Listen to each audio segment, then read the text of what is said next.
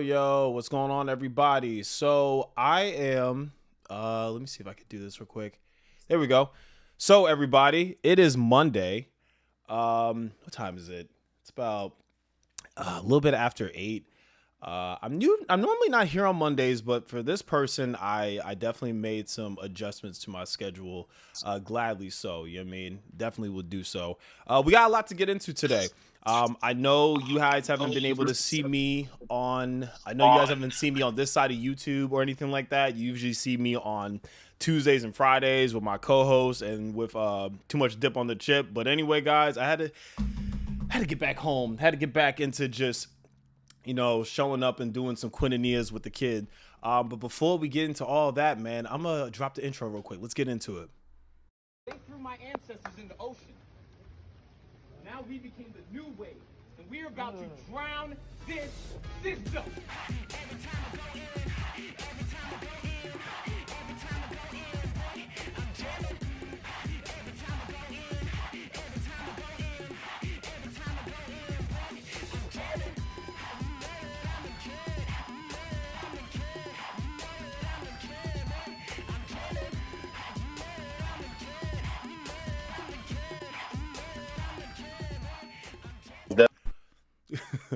What's going on, everybody? Welcome back to the Casper Podcast. I'm your gracious, beautiful, blessed, beloved, and black host, the kid that they call Casper. The KID in Kid Casper stands for that king of development. I'm that menace with the melanin. Reject me as I am, as long as he is still relevant. I think this is episode 7. That's the lowest number. Yes, episode 7 of season 5. You know what I'm saying? I'm glad to be back. If this is your first time tuning in, hello. I'm that black kid that they call Casper. I'm a Christian raptivist. Yes, rapper / activist. Like, I really, really love Jesus, but I'm super far from a pacifist.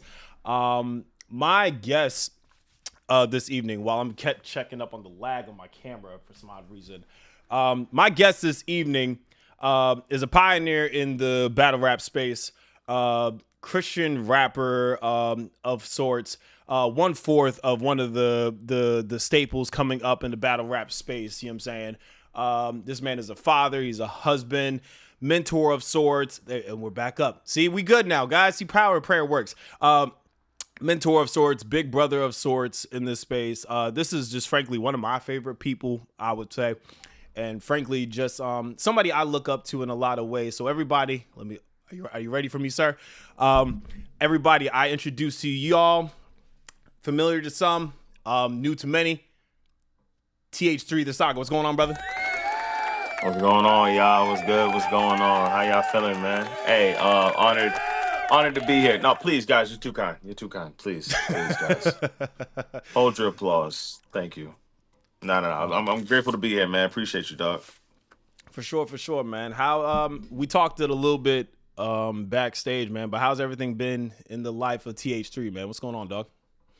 Everything's good, man. The family's still familying, baby's babying, music is musicing. I can't really complain too much. Just working hard, bro. Getting ready to do some new things, step into some new chapters in my life. So, I can't really complain too much. You know what I mean? Okay, all right. Are you ready, by chance, for the super intense questions I have on the Casper Podcast today, sir? By chance? Man, listen, bro. I'm built for this. You know what I mean? It's all in a day's work, brother. Come on, let's do it. All right. Well, shout out to my brother Moco for Loco from New York, because he kind of parlayed these questions to me to ask you today. Okay. And my first super intense question on the Casper Podcast is, why does lemon juice have artificial lemons in it, but dish soap has real lemons in it, by chance? Could you answer that for me today, please?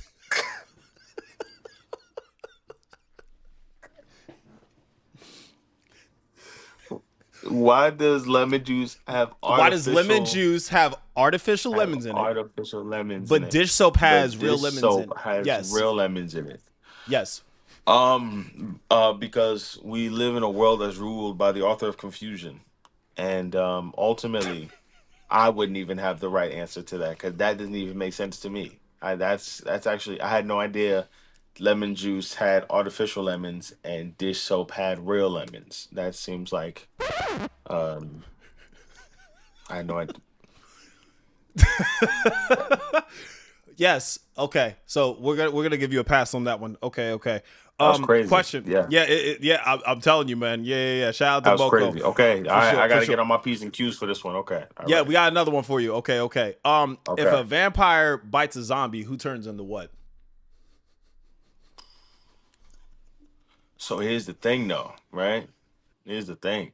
I think we get like a zombie, which is like a vampire zombie, before we get a zombie vampire. If that makes sense. You know what I'm saying? I think the zombie then turns into a vampire of sorts, but it's all in the same goal because they just want blood and flesh, whatever.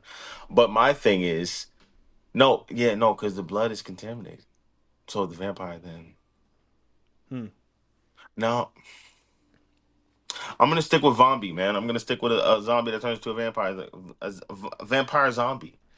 The hell's wrong with these questions? What the hell? You good? This is what you. Is this what you do? Is this how you spend your Yeah, days? Just sitting yeah. there These are thinking these like are my if a vampire icebreakers. fights a zombie. Yeah, I could have asked you if you put hot sauce in the fridge. Is it still hot sauce? But I didn't. I didn't do that one.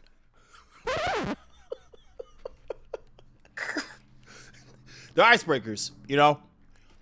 Listen, Yeah, I got packets. Listen, in a black household, you don't throw away sauces. I'm talking about the packets, the little condiment packets, whatever. yeah, I got a bunch of Chinese food hot sauces just sitting comfortable in a little pocket of the fridge. yeah. Are It's they still hot considered sauce to hot me. sauce? It's still considered hot sauce. Okay, It's not about okay. the temperature of it, but it's about the flavoring. You know what I'm saying? Hmm. It's the flavoring thing. It's the flavoring thing. Speaking of fridges, why does the word fridge have a D in it, but refrigerator doesn't?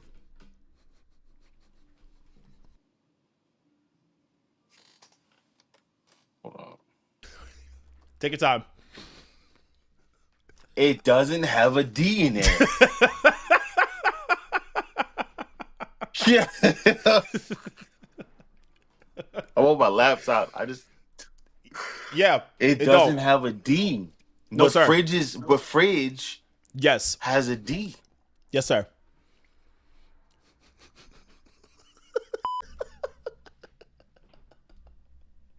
What is happening? Yep, What is it?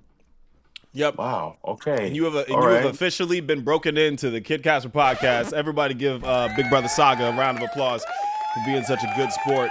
Yeah, are you all right? Is your brain fried now? Do you feel acclimated to Yo, this? I'm about to ask. Fridge has a D, but refrigerator doesn't. I'm telling you. Yep. Who? The English language is just. Yeah. Yeah. I give up on it. Yeah. That's All crazy. good. Wow. All good. All good. But yeah, my brother. I wanted to have you. First off, can I just say this has been a podcast in the making. Having known of you for more than a decade, having getting to know Wow. you here and there for about, I would say like half a decade plus. You know what I'm Yeah. saying? We got Yeah. acclimated and connected years ago, but this a sit down of sorts. We haven't been able to really do this, man. Like not, and Yeah. I think that this is very, very important. So, a lot of why I started this podcast is to, just get connected with different artists and creatives that I've gotten acquainted to through the years. But specifically with 2020. We saw what happened with Breonna Taylor, George Floyd, Ahmaud Arbery. For I sure. just felt like it was necessary, and I just felt compelled by the Holy Spirit that it's like I could focus on the artistry of people, but it's also important to just focus on the human of people, right? So in my intro, I Right. said my moniker is Kid Casper, stands for King of Development. We really try to focus on like what it means for somebody to be growing in their development. So if you could go back as far as you can remember to a young Th3 the Saga in development, what could you share with us today by chance? Man, in regards to development of my artistry and Or who I just am, you as your person, you as you man. in the days of coming into your personhood, if you will. Yeah. I mean, listen. I know, especially speaking more directly to like music stuff.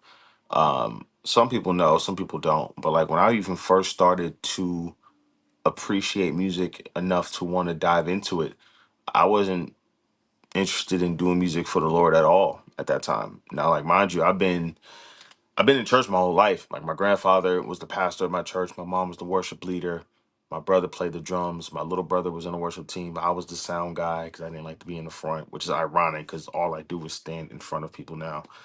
But like even then, I was just like in a space where I wanted to do my own thing. I didn't take my walk with God serious.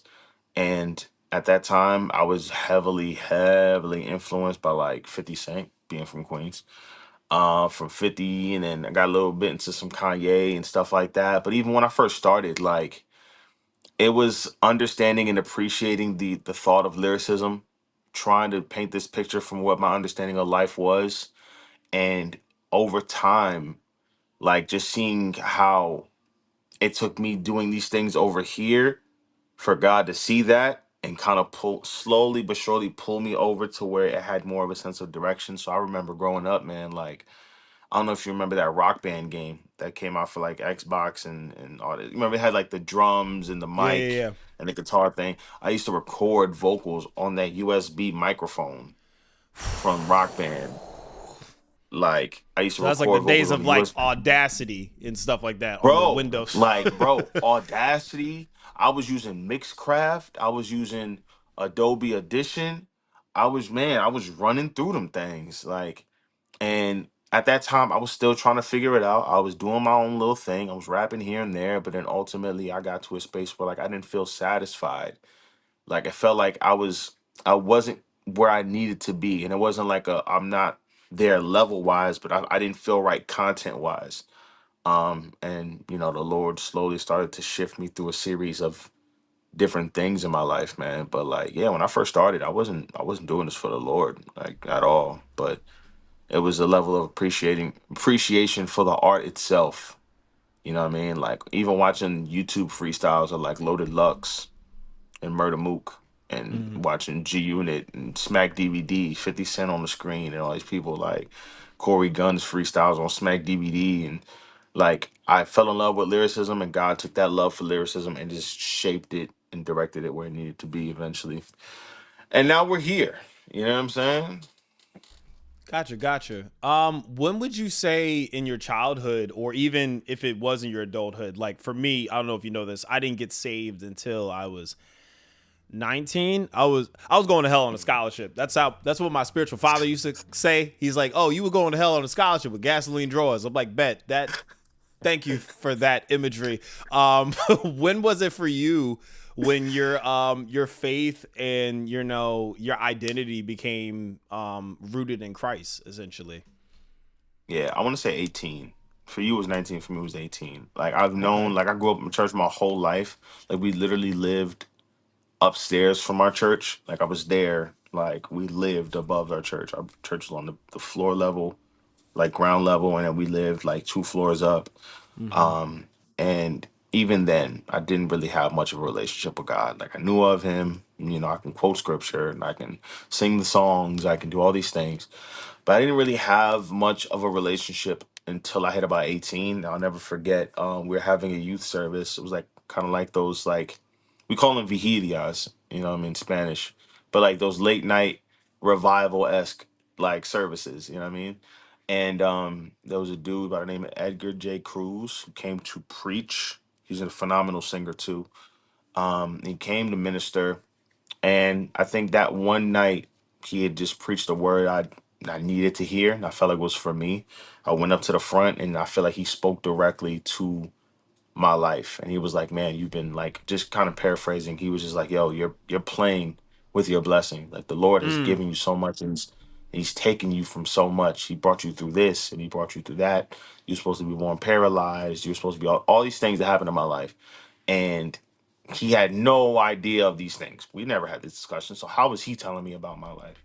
right. And that was like the wake up call to kind of like the like The get it catalyst, if you together, will. man. You know what I mean? Mm-hmm. So I really after that service, I got baptized. I went through the baptism classes and got baptized. But it was about 18 in that late night vigilia in a Brooklyn church service. You know what I mean? For youth, it was that moment that kind of helped shift everything. You know what I mean? Okay. Okay. If I'm not sure if you have people from your childhood around you, but if they were to I guess like speak to the dichotomy of like who you are now compared to you in your like your childhood and in your youth and development, what do you think that they would say per se? First off, they'd be surprised that I'm still alive. Like, yeah, like part of my friends, they'd be like, nigga, you made it. You know what I mean? I mean, you did it. You know. I think beyond that, they'd be surprised with how much I've matured, how far I've gone with the music, because they remember me from just starting off rapping. And then when I first started to give it to God, and I'm in here in church services making these like these little church theme anthems or whatever, and then they see where I am now, to where like I consider it kind of like a living or livelihood. They see I have a family. They see that I got a good head on my shoulders. I work hard, very diligent in that, and they would just be pleasantly surprised. They would be pleasantly surprised with where I am.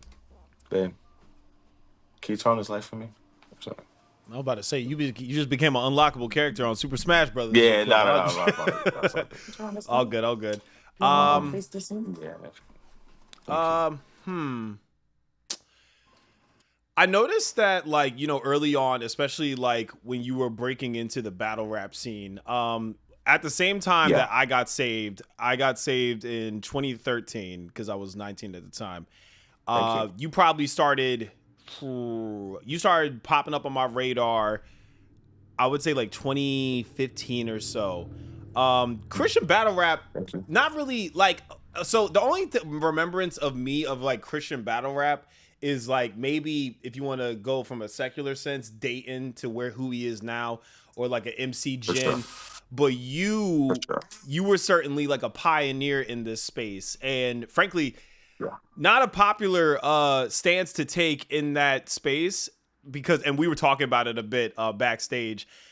You were like trying to get people to accept Jesus, or at least you were rapping Yeah. about your morals in battle rap at the same time. And I remember those days of wearing like Saga merch, and they're like, nah, this ain't it. Like, you gotta go to the pastor's office.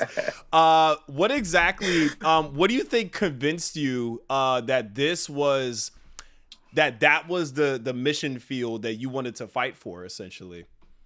Yeah, I didn't want to do this. Like it was literally something that God had called me to. Like, coming into college, my first year of college, freshman year, me and my boy Angel, who also became a battle rapper as well.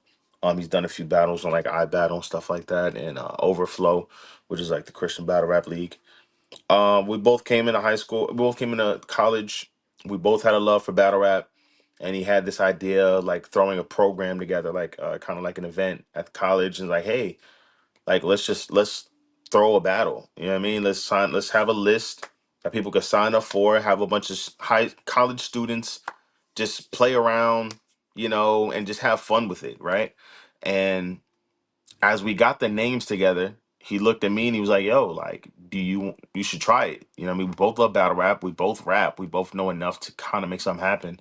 And I was like, "Bro, like, I'm not doing that. Like, it doesn't make sense to, because I've never seen a battle rapper stand up there and be Christian. So like, where do I Right, go? I don't want it to come off corny. I don't want it to come off like, and Jesus will save your life. And like, I don't. It just didn't seem. right. Yeah, for real, bro. Like, I feel like I would have looked at it and been like, what the heck is this? You know what I'm saying? So You like, would have been the he, sacrificial lamb in your mind, bruh, like. I'd have been cooked. If I wasn't good, I'd have been cooked. So he was really the one who encouraged me too. He was like, man, just pray on it. Just pray about it. So like, I did.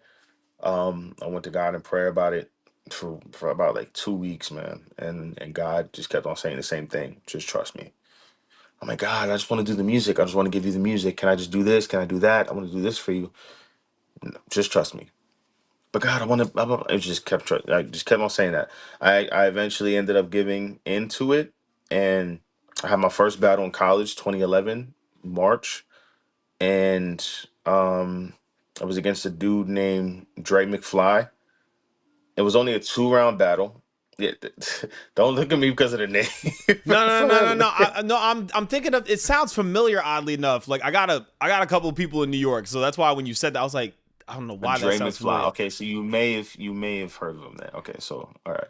So yeah, he was very popular. He was one of the popular guys at college at that time. I Okay. was one of the more quiet, reserved. I had my group of friends, but I wasn't really popping out like that. And Right. when I tell you, I walked that man down so viciously.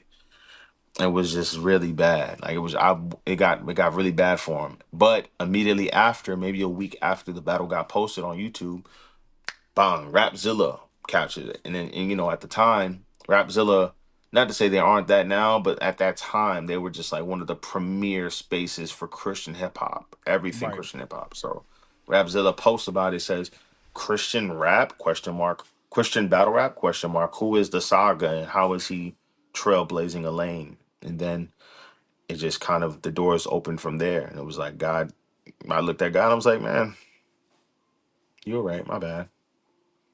I'm gonna trust you. And since 2011, we here. Okay. Okay. Hmm. How do you reconcile your competitive nature of battling with Christ's call to humility, but in hip hop, like culture of hip hop, you have to have this bravado, right? You're from Southside, right? You're For from sure. Southside Yeah, come on, Queens, right? man. Like you gotta Absolutely. you Yeah. gotta have like a certain edge to you, and then to be in the space of hip hop, it's like, fam, you can't go in there with like a corduroy cardigan and like a button up. Yeah. Like that's I, not. I but look, but here's the thing though. A dude named Prep did it in my class of battle True. rappers. A dude named Prep came in and he stood out. And he was in there with corduroy. He was in there looking like a straight H&M model. You know what I'm Yeah. saying? The slacks, he had the bow tie. I think what helped me to kind of stand out in that space was understanding the language of the culture, Mm-hmm. understanding what it I means mean, to because you be a come from it. competitor. You came from the Say it culture again. too. So I Yeah, said you. man. Yeah, Yeah. for Mm-hmm. sure. Like understanding, like just being a part of what battle rap's essence came from, and then like studying and watching the greats and finding my footing in what they were able to do, and then saying, okay, I see how we did that. I see how we did this. I watched a young Arsenal, a young K Shine, a T Rex, a Murder Mook, a Lux. I see how they're able to do these little things and these skill sets. How can I take these things and have it fit to who I am and how I want to present things? And ultimately, it became a thing of like understanding how to be competitive within the sense of being a better rapper. But I think what helped me to just kind of just hold on to my integrity in this and hold on to my faith and help me be set apart is who I've been able to show people that I am off camera. You know what I mean? Like Steph Curry's gonna be Steph Curry on the court. He gonna hit them threes. He gonna do what he got to do. But I think it speaks more to who he is when you get to actually see him outside of that. You know what I mean? So like being in there, I'm gonna put up my points. I'm gonna show that I'm a better rapper. I'm gonna name flip. If I gather information, I'm gonna speak towards it in a way that reflects my faith enough in a certain way that it won't be completely disrespectful. I'm not gonna disrespect the dead or your mama or your, but also I'm gonna win the battle because that's it's a competitive nature. But also I'm gonna create something. I'm gonna plant a seed in the battle that kind of creates a better conversation or friendship or relationship outwards. You get to see who I am. So Mm-hmm. kind of goes hand in hand. Show them what I can do lyrically on a competitive nature, and then also show them who I am as a person outside of that. And I think it's reigned true, and my intentions have reigned true for the past now 15 years. Hmm.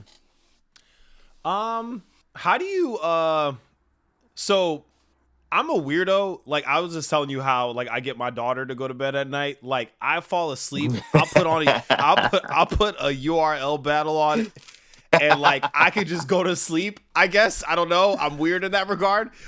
You're right. Yeah. What would you say? Have you ever had a bar that you were like either about to write, or you were like, I probably shouldn't have said this. Have you ever had a bar in which that you had to kind of like, ooh, like the Holy Spirit's like kind of like grab my baby hairs a little bit? And if it was, what what was that experience like? All right, cool. So I had this battle. I'm not gonna say which battle, because I don't even want people to go look for it. I had a battle where mid cook up for the battle, I'm writing, I'm watching, I'm rehearsing, I'm kind of doing my thing in my research phase. And in battle rap, you have to pick out weaknesses in your opponent and make it, entertaining for the people. And I noticed that my opponent for this particular battle had a very strong speech impediment, almost like an inward lisp situation, Oh right? no. So, and I'm like, I'm about to run this dude through the ground with this because I know I could be funny. I can dog walk this material, pace it out, make it a comedy stand up special on this dude. I can go crazy, right? So I'm about a week removed from the battle, and I had about like 4 or 5 minutes worth of material for this guy, and I find out through a friend of mine, like, hey, bro, like I don't know if you know this or whatever, but he's been like talking about you, talking about how he's so excited to have this battle with you, and that he has Asperger's. So yeah, So you felt immediate conviction, like, I was like, I can't even. Damn. All right, nope. bruh. It was so bad, man. Where I was just like, dog, I can't do this now. I just thought it was something to just, sometimes it happens. Sometimes some people use a pacifier or suck their thumb too long as a baby. It affects them in their grown age and they have a lisp or they have whatever. Like, but no, it's nah, I couldn't do it. I felt really bad about it. I Okay. still kept a lot of the material though, because I didn't have much time. You had to get some I, point. You had to put some numbers on the board, like. I had to put something on the board because I'm like, yo, I can't go in there with anything less than the agreed to contracted time. So, I did the battle, and then I ended up hitting the league owner at the end. I was like, hey, like, in edit, you're gonna have to just cut a few bars. I'll tell you where they are in this moment. And then he, was a great guy. He was able to chop out some of the material, but yeah, I felt really bad. I felt bad. Yeah, for Okay. sure. Okay. Yeah. Um. Huh. When you go into battle rap, and I'm curious because I've never I've chopped it up with Street Hymns very briefly. He was up here in, I think he was in PA one time. And it Mhm. was at like some poetry conference or something like that. And I asked him, I was Yeah, like, yeah, how do Poets in you Autumn. yeah, yeah, Yeah. yeah. I was like, how do you go into like I asked him like how do you go into like lacing your bars with like biblical truth? Is it like, okay, come up with the scheme first, or is it like I gotta administer the medicine in the punches and stuff like that? How does that how do you like, I guess, like construct that psychologically, like before you decide to offer it up Yeah. I in the mean, crowd?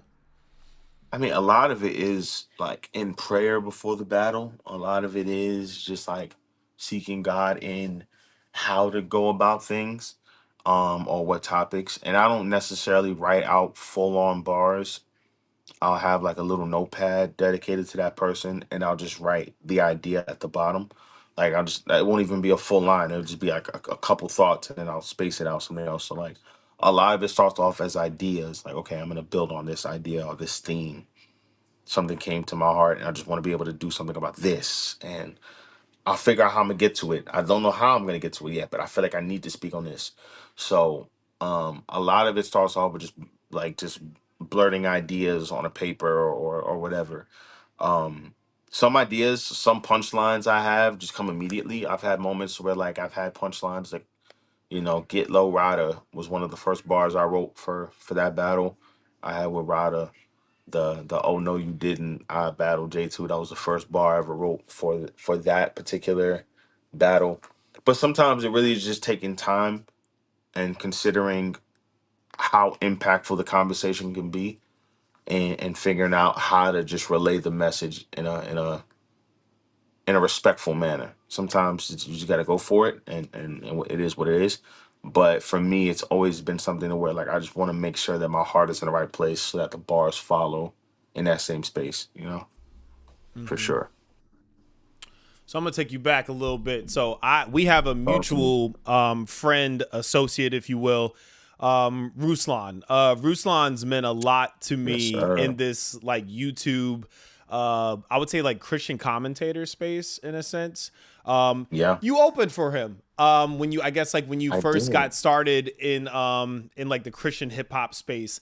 Can you talk a little bit about what that opportunity was like for you and like that? I would say like Oh that wow, dynamic you you talking guys about you cultivate. talking about? Are you talking about the Dream Junkie show? Yes, sir. Yeah, I'm taking you Were you back. there? Were you there? Allegedly. Allegedly. You Yeah, I were was there, there. dog. You were there at Yes, the sir. Dream Junkie. I still have that. Yes, sir. I have that picture on my phone. That's funny. That's funny. I have that picture on my phone. That's crazy. Wow.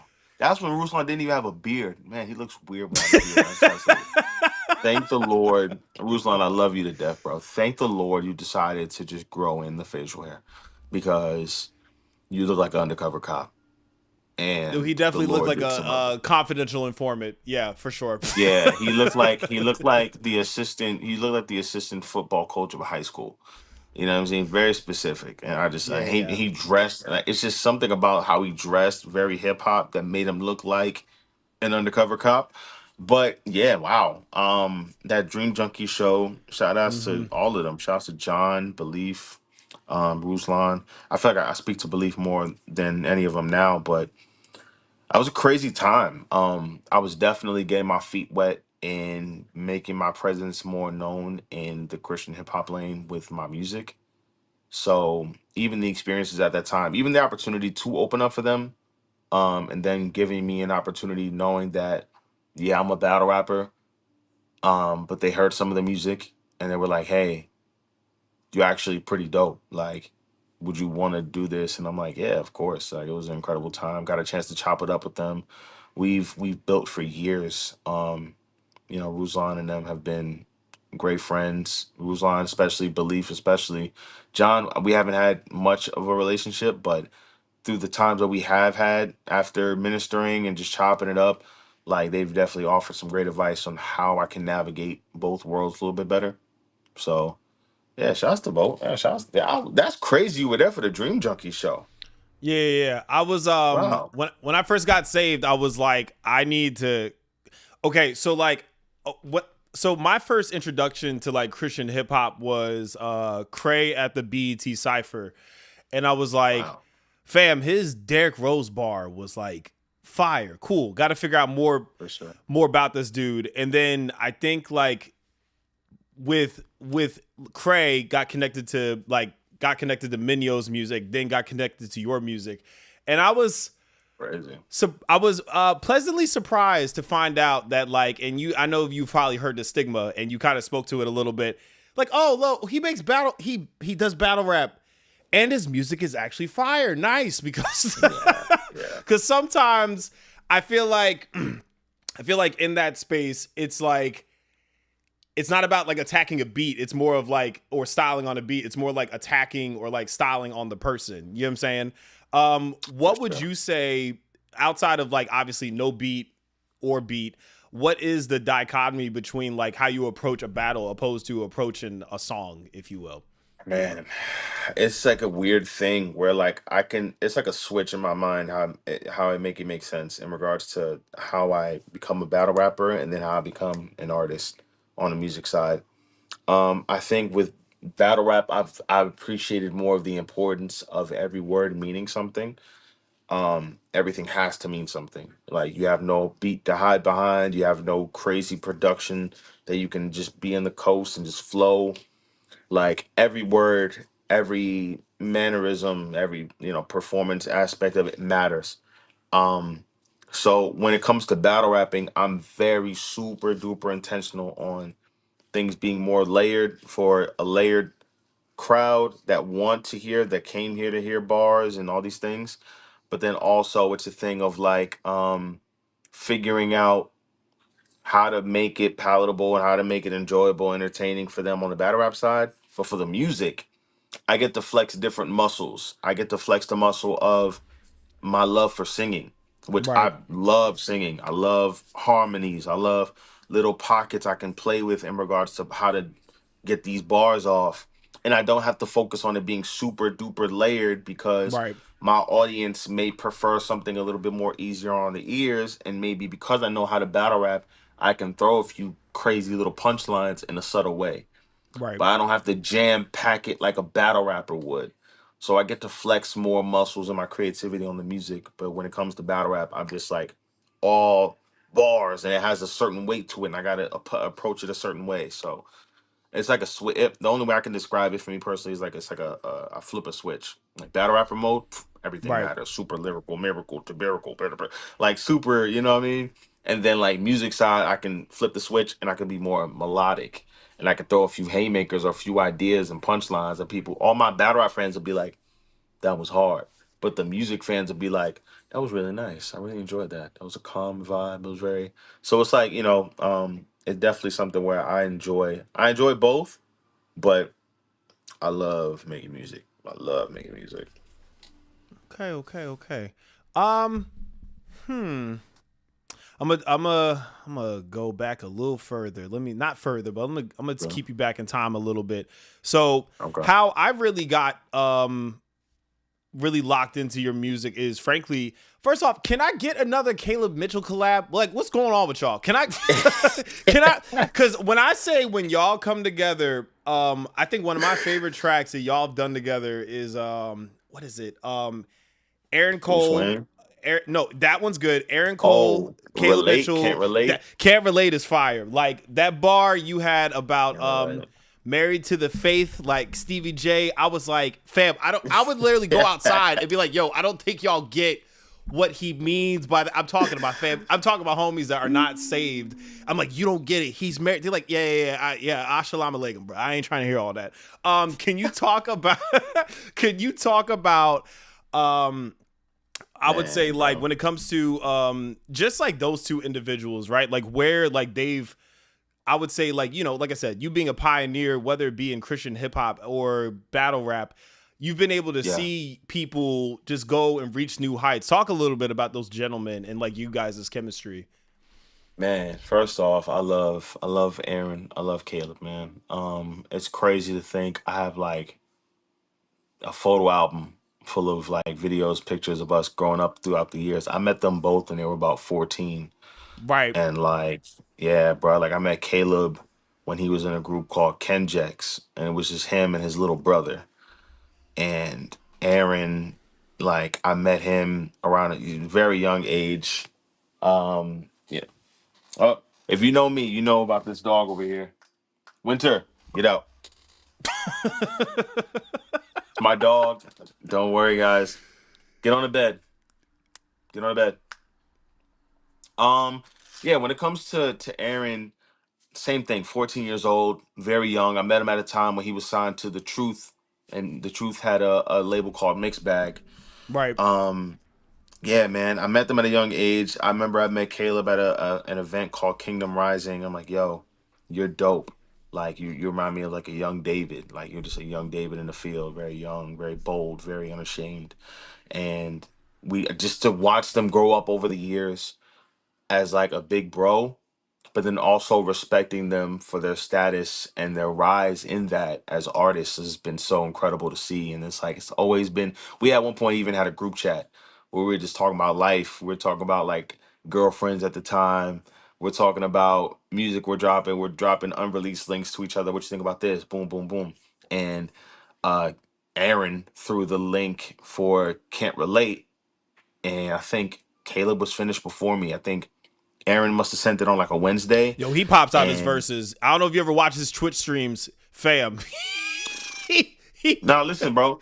he goes Caleb, nuts. there's one thing. Caleb, I've sent Caleb records and he'll get it to me 2 days tops. And I'm talking about the Yeah. top of the second day, like early.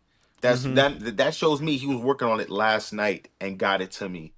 You know what I mean? So like, he must have sent it on like a Wednesday and Caleb had his verse on like Friday. You know what I Yeah. mean? I followed up shortly after. Um, but yeah, it's a weird thing to where like everybody has their own respective things. Caleb has his audience, Aaron has his audience, I have my audience.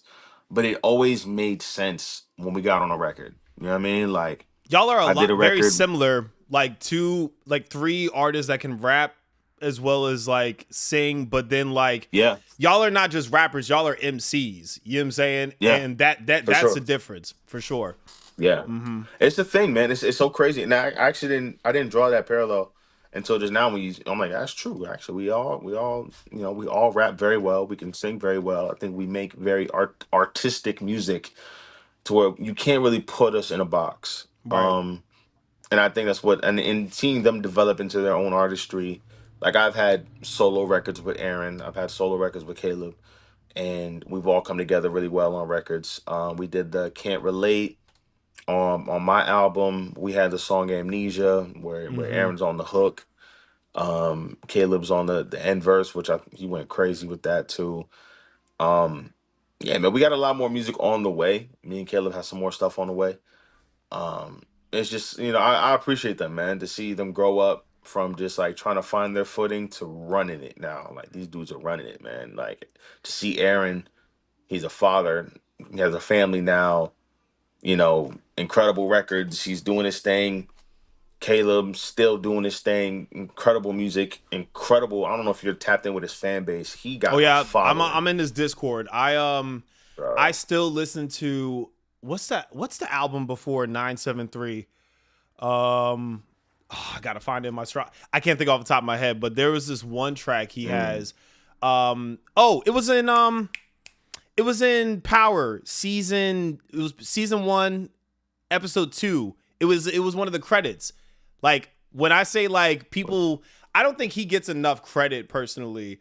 He doesn't. Just as far as like what he's able to go and like not only talk about, but as well as fam, even just like, we got like we got like a Bizzle, and we might have like the occasional like slip of a damn or what the hell. But like Caleb is like, I'm going there. No, and that's the thing. He speaks for an entire audience that feels that way. Like he really, there's some people out there that can't listen to Aaron Cole. There's somebody out there that can't listen to a Saga.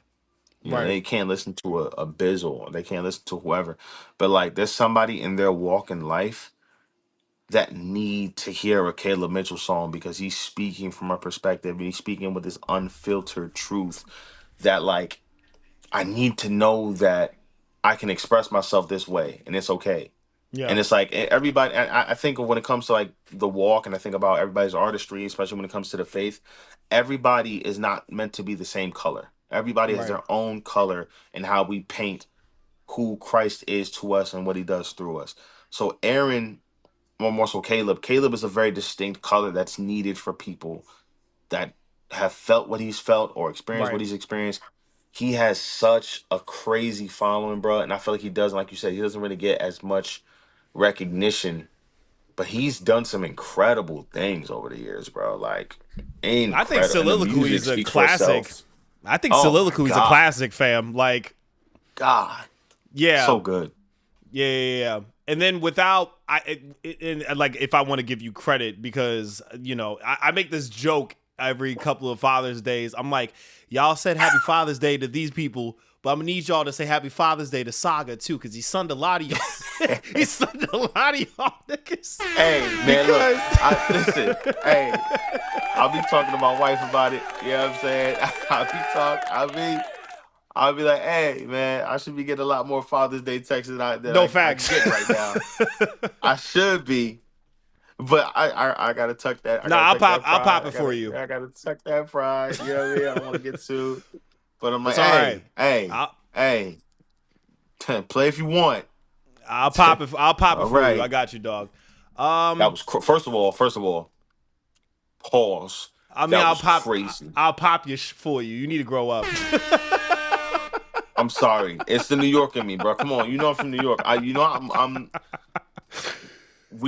that was crazy. I'm sorry. You said you didn't want to be prideful. I said I pop your for you. I mean, shoot. Yeah, that sounds crazy too. You know what? I'm not dealing with you. I'm gonna take you back to another gentleman. I'm actually a big fan of this guy as well. Keyshawn Furlow. I don't know if you remember. Furlow. Yes, sir. Wow. When I say that. Again, like if you want to go as far to like even just like certain rappers that we don't classify as like Christian rappers or CHH, you've been able to, I would say, create a wave of people that, whether they come from the church, have biblical backgrounds of sorts, and they're able to display their gifts in a combat sport, because I think battle rap's a sport in a lot of ways. There's a lot of science and nuance that you have to get to go into that field. Can you talk about just how, I mean, bro, like I mean, we joked about it, but like, bro, you inspired a generation of us when it comes to battle rap and everything like that. How does it feel when, you know, somebody brings that to you and says like, fam, like, yeah, you the pioneer, you the big homie in this space. You know what I mean? How does it feel when somebody tells you that? I feel old. I feel old, bro. Like, you're not that much older than me. I'm 32. You know what it is? I'm older than you, man. I'm 35 now. Yeah, that's I'm not that far. I'm not that far, but it's old. You know what I'm saying? I've been doing this since 21. Jeez Louise. It's a blessing though to kind of hear that. You know what I mean? Like, kind of being in a space where people can walk up to me. I've had people say, "Yo, bro, I grew up watching you in high school. Like, I grew up watching you. Me and my friends grew up watching you throughout college." And I'm like, damn, I was doing this in college. Don't make me sound that old, bro. Just say, you know what I'm saying? Gee, I don't know how else you can explain it, but just chill on the verbiage and the vocabulary. You make me feel like I'm like your grandfather's favorite rapper, bro. But it's a blessing, man, because it's like it goes to show how far the conversation has gone from what is Christian battle rap to where it's so far from that, and now it's considered so much of a norm that the conversation can't be ignored anymore. You know what I'm saying? Like, you know, one of the happiest moments I've even had in doing this is seeing A Ward win Champion of the Year. You know, A Ward recently had called me, and he had told me like maybe 20 minutes after he found out, before he did the live stream and all stuff, he was like, "Bro, I just want to say I love you."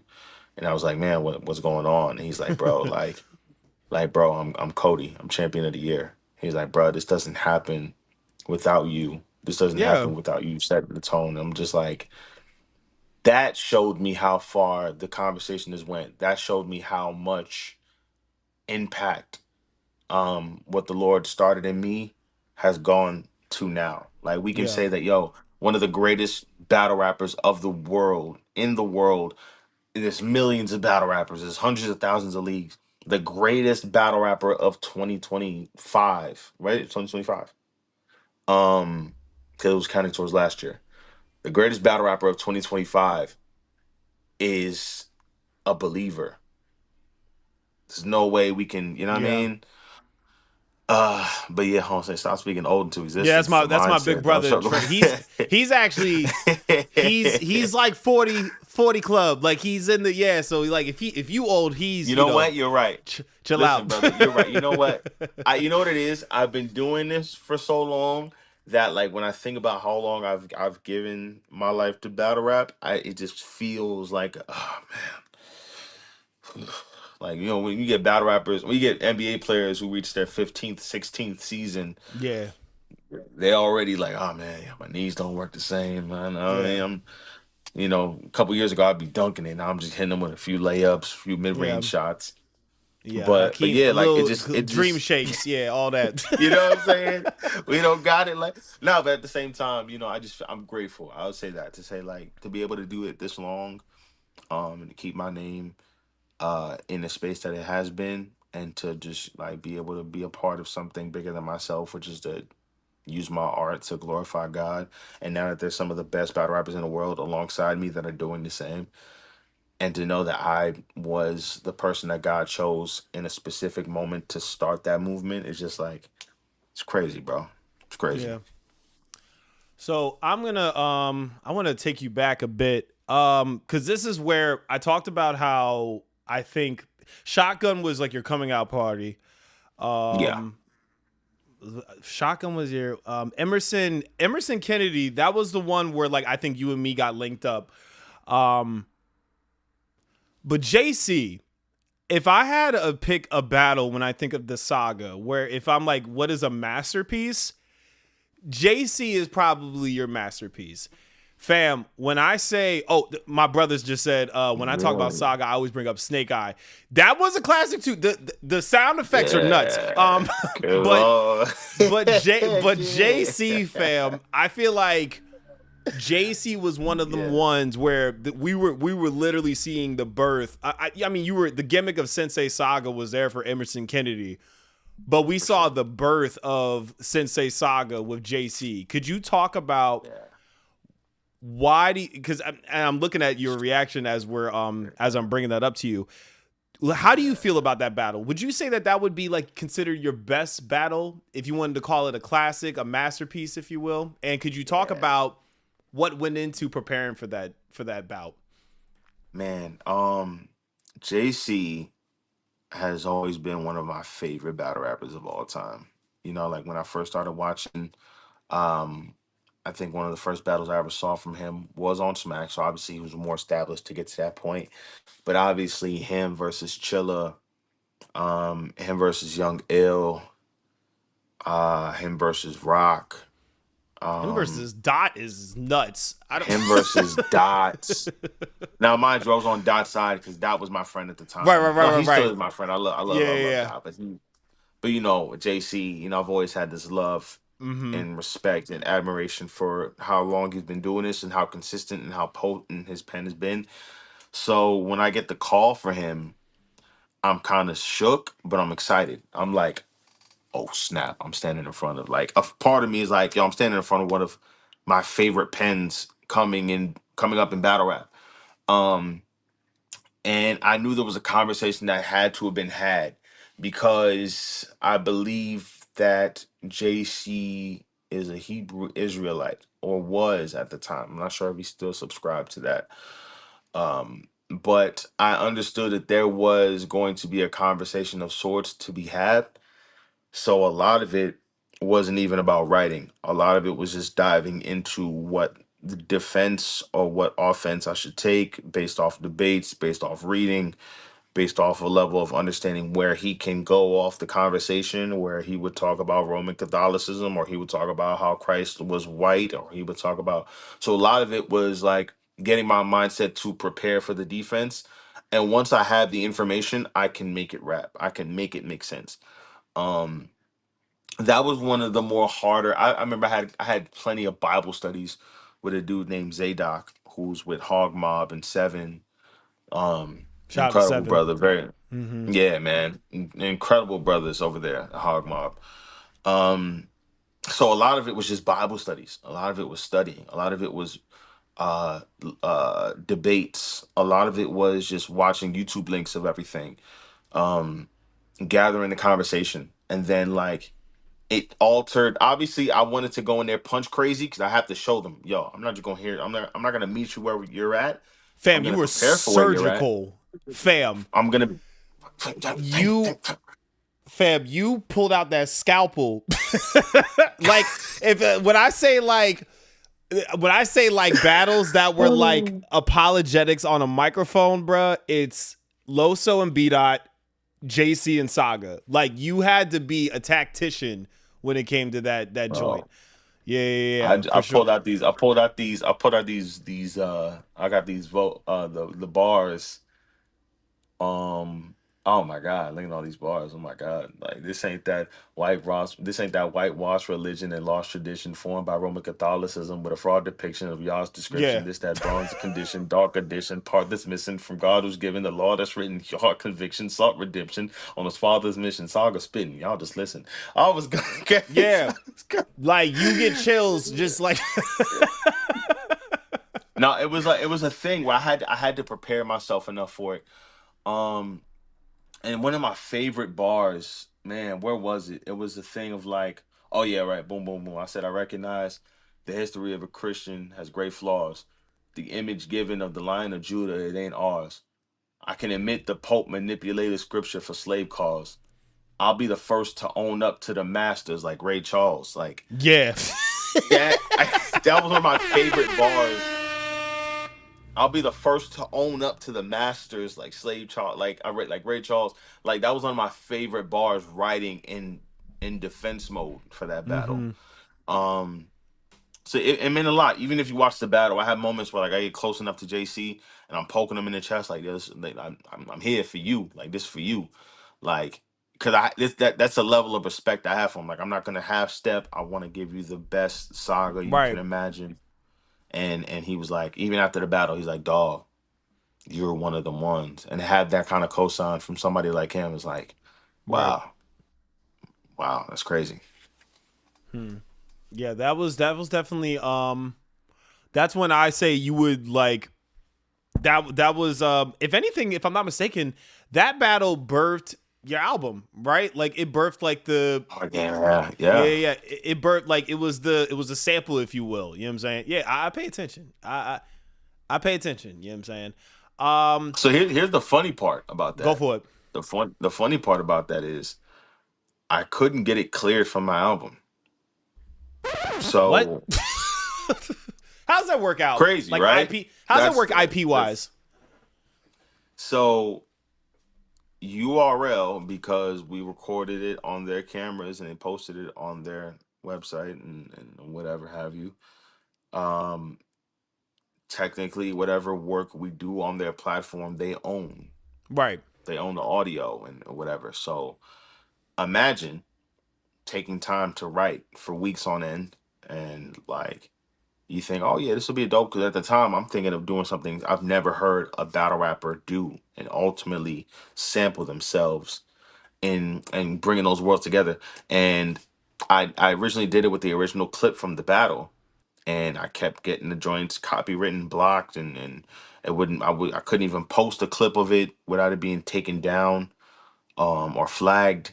So what you're hearing at the intro of my album is a re-recording of it. So I literally did that in my house with this microphone. I had it like on a stand, and I Mm-hmm. was rapping to it like it was JC. And I was listening to the original audio, trying to match the intensity, Right. but what you're hearing is like a reenactment of that actual because I couldn't even get it cleared. Hmm. Interesting. Interesting. And it's Yeah. funny because I texted you. I was like, "Look at you, man! You out here ruining Kendrick's day, man! Dropping that album the same day he dropped. Have you no respect? Like, have no Bro, that respect for joint this. pissed me off, dog. Oh my god. You deserved it though. I was like, I was like, man, my man needs like, you know what? That's a I still listen to it. Before I even got to K Dot, I was like, I'm gonna listen to you, brother. I got you, man, for sure, for sure. man, and He it's could have such a texted. great album, bro. Yeah, he could have It's texted you such a great though. album, bro. Yeah, I wish, man.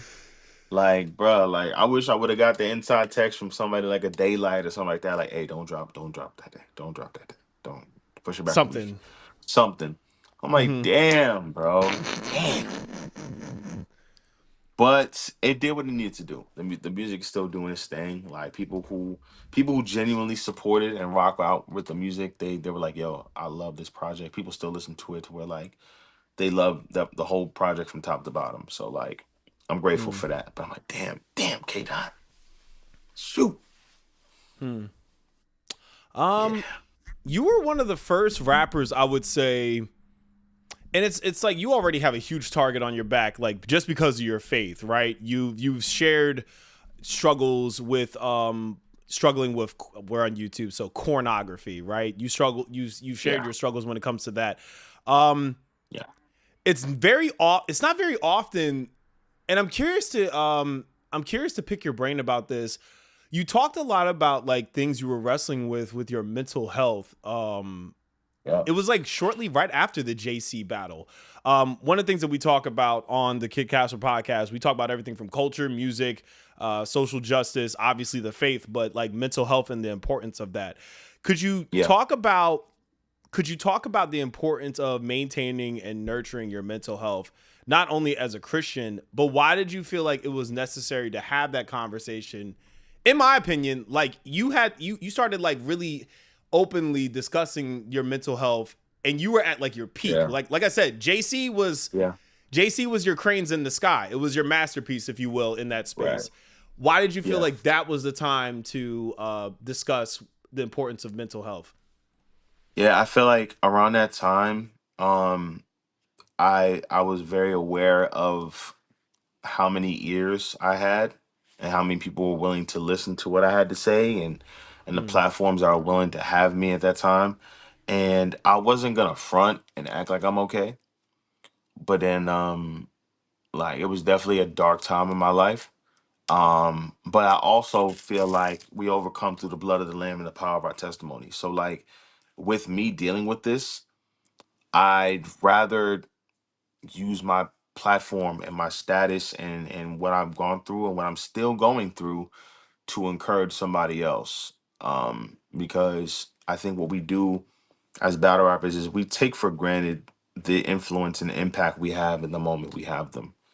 Like we're so focused on reaching the next bag or the next tier or the next opponent that we don't get the chance to show people who we really are. So that way, when the battle is off and they watched all 3 rounds and they close their laptop, they can leave with something that lasts a little bit longer than just, oh, Tay Rock said a crazy bar, Saga said a haymaker. Like, let's leave them with something that they can better themselves with after. So, like, with me dealing with mental health issues and depression, suicidal thoughts, dealing with alcohol, I've expressed my issues in the past with corn. Um, I've always tried to use my platform to shed light on what God is taking me from, even if it's in real time. Because I want people to know, hey, look, I don't care how big of an artist you see me as. right, I'm just Lewis. Like, Lewis has gone through things, and Lewis will continue to go through things. So if you know that one of your favorite battle rappers is dealing with life, and he's telling you it's going to be okay, maybe that'll encourage you to know, hey, I'm not the only one. And he's saying he's going to be okay.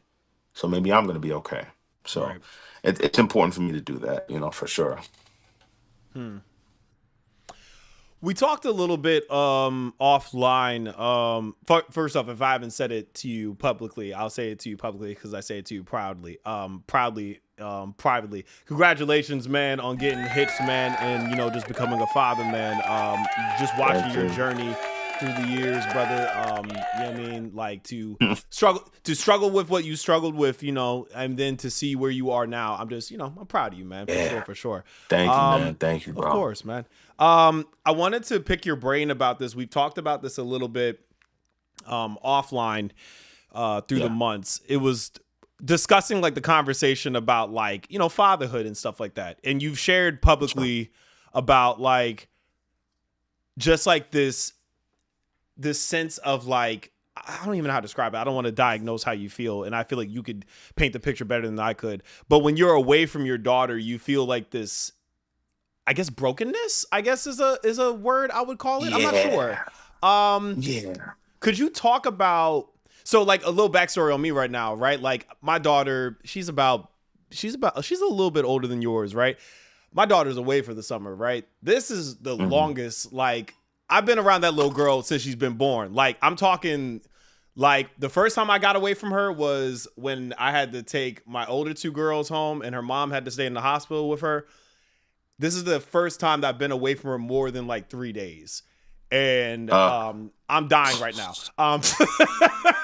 Could you all right, could man. you You're a talk strong man. no, I'm not. I cry a lot.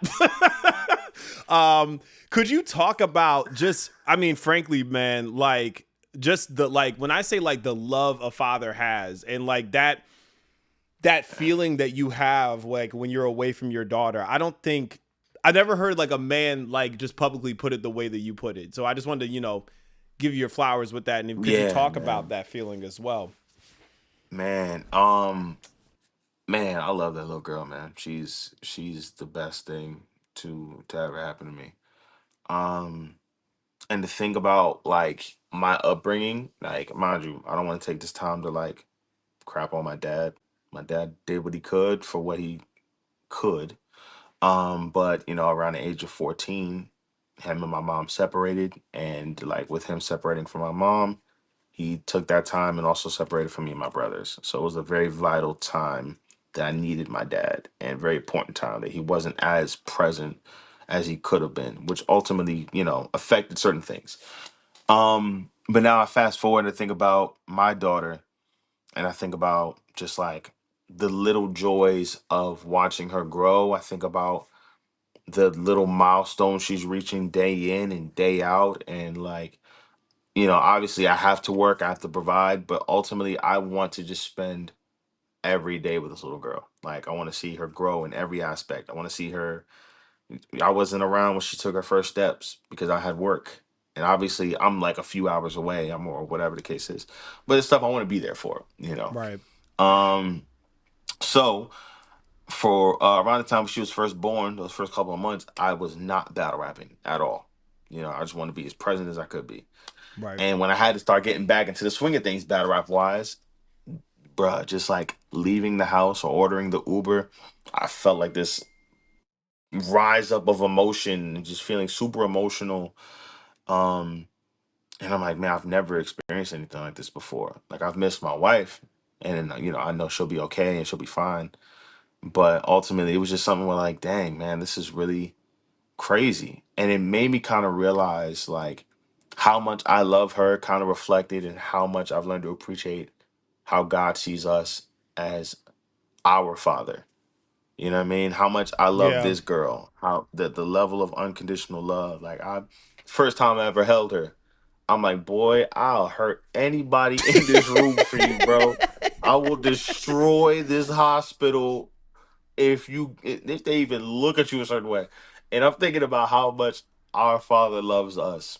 And Right. as I travel, I think about, like, man, like, dog, all I want to do is spend time with her, be there for her every little milestone, be there for her every little step. I'm calling every 5 minutes on FaceTime to talk to them and whatnot. But like, yeah, bro, it's a real thing. And it's like I put it up on TikTok, and I've asked people, like, fathers, does this ever go away? Does this feeling of It like, don't. and I mean, everybody said the same thing, like, bro, my daughter's 19 years old and I still get caught up. Like, I'm Nah. like, oh Nah. It's God, the help me. curse. Yeah. It's Man, help me, man. Like, I'm trying to, I mean, I'm gonna try. Does it get any better? It's like, not really. No, I'm sorry. Doesn't. no. Like, he's like, I just dropped my daughter off in college and I'm still feeling it. I'm like, sheesh kabeesh, bro. How Yeah, about to my say, I brother understand Trey. God as a father now. It hurts when you have to display, oh my God, and be a part of, hell yeah.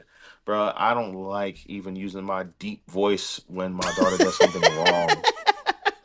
I don't even like to use it. I don't even like to use my deep voice when she does. Like, hey, stop, put it down. Like, I'm like, I'm sorry, I didn't mean to do that. I'm sorry. Yeah, I told you to stop, and you kept on doing it. Like, come here, give me a hug. Come on, you Oddly love me. I enough, love you too. all my Like, daughter knows is my serious voice. If I'm super like playful, she's like, something's wrong. Like, you're pissed. Like something is wrong. I'm in trouble and I just do not know it yet. Nah. So bro, it's funny, like, I don't think we talk about enough, like, when it comes to fatherhood, man. Like, yo, I'll tell you what, man. You talked a little bit about your father earlier. I don't think we talk enough about, like, how when it comes to our parents, like, we don't really know, like, the decisions that they probably had to make, or like the gravity of what it means to be a parent, obviously, until we become one, yeah, right? Like, yeah, it's interesting.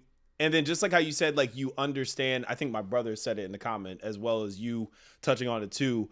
We understand how God's heart breaks, as well as, like, our heart breaks when it yeah, comes to our man, children.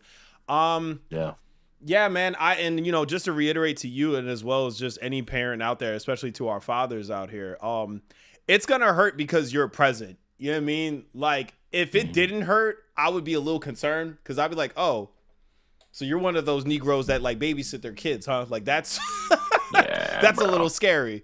But nah, I don't. I would be kind of concerned if yeah, bro. that wasn't something It that, it like, it troubled you. it definitely it hurts because I care. So like when I Yeah. have to leave and I have to go do something, and now she's at that age where like she's able to talk and she understands I'm gonna go. She knows I'm gonna go bye bye, or like when I have to leave for work, or if I have to leave out for a battle and I happen to leave at a time she's up, because sometimes I leave before she even gets up, so I don't even get a chance to say goodbye. Mm-hmm. So on the days that she gets up a little earlier and she's like bye bye, and she'll blow me a kiss or she'll wave, and I'm just like, You guys Yo, got a screw this handshake? job. Yeah, nah, not yet, not yet. So she's been watching me and my wife do a handshake. Me and my wife have a handshake, and she's been seeing that. So she's been wanting to do like the little three thing that we do. So she's been picking up. Like she's oh my gosh, she's such a freaking sponge, bro. Oh And yeah, like oh my god, she's she's hilarious, bro. Like, nah, it's crazy though. It really does, man. It's given me so much of a better understanding of how much it hurts our Father to discipline us or to have us go through these trials and understanding that like, listen, I'm doing this because I love you. So as literally. I look at my daughter and I'm faced with situations where I may have to be more stern and more disciplined, I know a little bit more of that understanding of like, hey, I'm only doing this because I want you to steer in the path that makes the absolute most sense for you and the Right. best for you. So yeah, bro. Yeah, for sure. Um, I'm curious. And I have to bring him up. Shout out to the four real quick. Is it four or is it five? I've been told you guys have five because of Oops, technically. Shout out to Oops. I haven't seen a lot Yeah. of going on with that brother. Yeah. But can you Yeah. talk about like how you guys as a collective came to be, and like what you guys are about for those that may not know about the four? Yeah. So oops is like there in spirit still. You know what I mean? Like He's the he had his moment. congressman of the four. Yeah, Yeah. yeah, yeah. So Public oops, official. man, Yeah. it's like that's he's a great brother, man. He kind of stepped away from the scene, kind of distanced himself in ways, but like we have a great amount of love and respect for him. Um, when it comes to the Four Horsemen, um, it's crazy that window of time we all kind of came in at the same time, like a little bit after me, maybe like a few months after I made my debut on URL.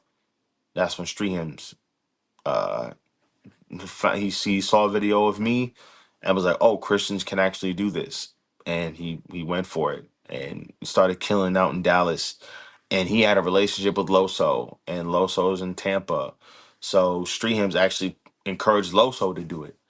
Um, and then Loso started killing out in Tampa, and then a little bit after him, A War was the last one, and like I remember Dayton, when I was already established as a battle rapper, Dayton would actually show me these freestyles of a dude rapping in his car.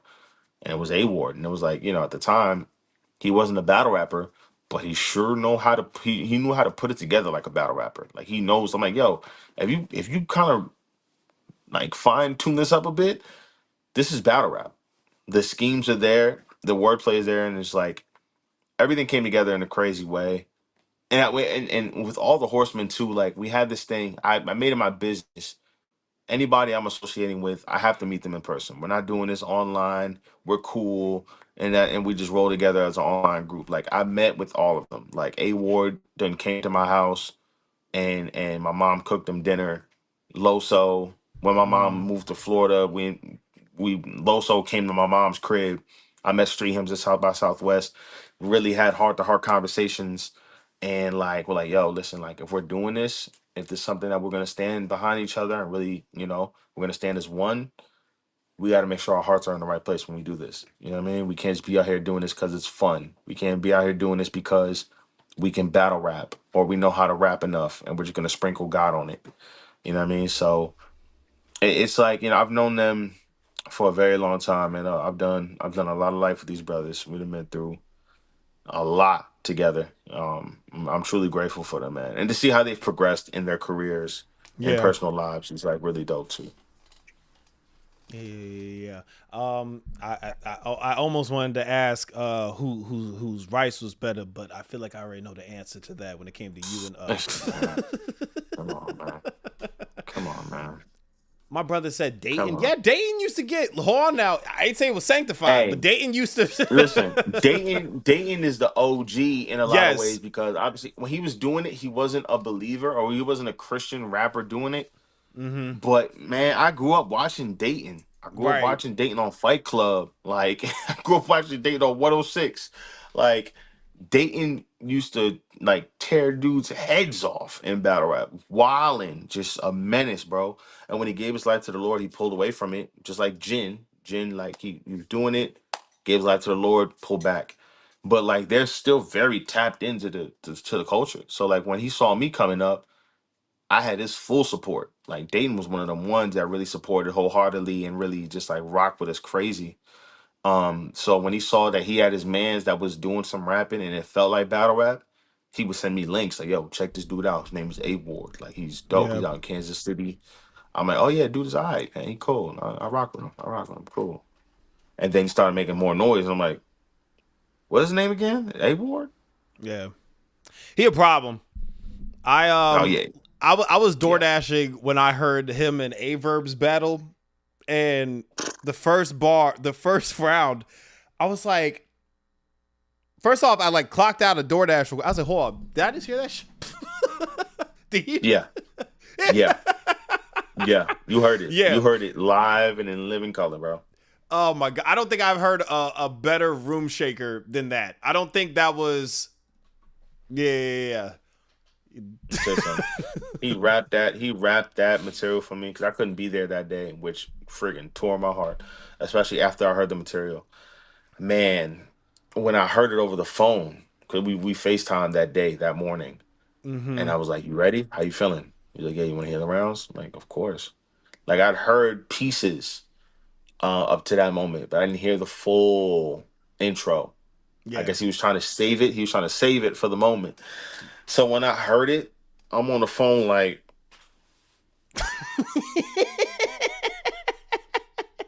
ah! Like I was going bro. And then even when I watched it, in live happening, bro, I'm yelling at my phone like I'm in the building. You would have thought I was right behind him. I'm screaming at my phone. "Let's go, A-Ward! Yeah, he Talk snapped. to that nigga! Yeah!" I'm screaming at my phone like I still the use people. that garnish wages bar just in like just being funny. Like, oh, you ain't pay your taxes. Funny, a vegan getting his wages garnished. Disgusting. Yeah, bro. A-Ward is one of the greatest of all time, bro. For sure. Argue with your refrigerator, man. He's one of Nah, the greatest facts. of all time.